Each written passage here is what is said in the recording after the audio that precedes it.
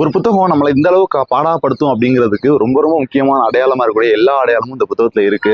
அதாவது சமீபத்துல கற்கை பதிப்பகம் சார்பாக நமக்கு வந்த புத்தகம் தான் வந்து உயிர் விலாசம் அப்படிங்கிற புத்தகம். முடிவெளியில் ஒரு குறும்பயணம் அப்படிங்கிற மாதிரி இந்த புத்தகம். முஷ்டாக் சமீர் அப்படிங்கிற ஒரு ஆசிரியர் எழுதப்பட்ட புத்தகம் தான் அந்த புத்தகம். இந்த புத்தகம் 140 ரூபாய். கற்கை பதிவு லிங்க் வந்து கீழே இருக்கு, ஃபர்ஸ்ட் கமெண்ட்ல இருக்கு, வாங்கிங்க.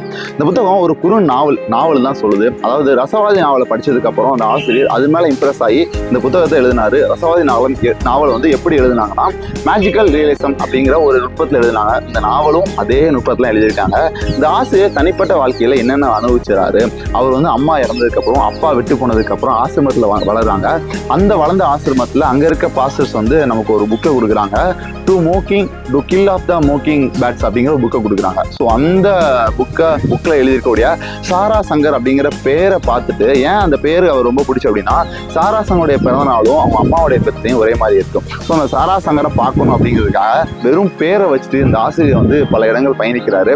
ஸோ பயணிச்ச இடத்துல என்னென்ன பார்க்குறாரு, கடைசியில் அந்த சாரா சங்கரை பார்த்தாரா இல்லையா அப்படிங்கிறது தான் அந்த நாவலுடைய முழு நோக்கமாக இருக்குது. ரொம்ப அற்புதமான நாவலாக இருக்குது. எனக்கு ரசவாதி படிச்சிய ஃபீலை வந்து இந்த நாவல் எனக்கு கொடுக்குது.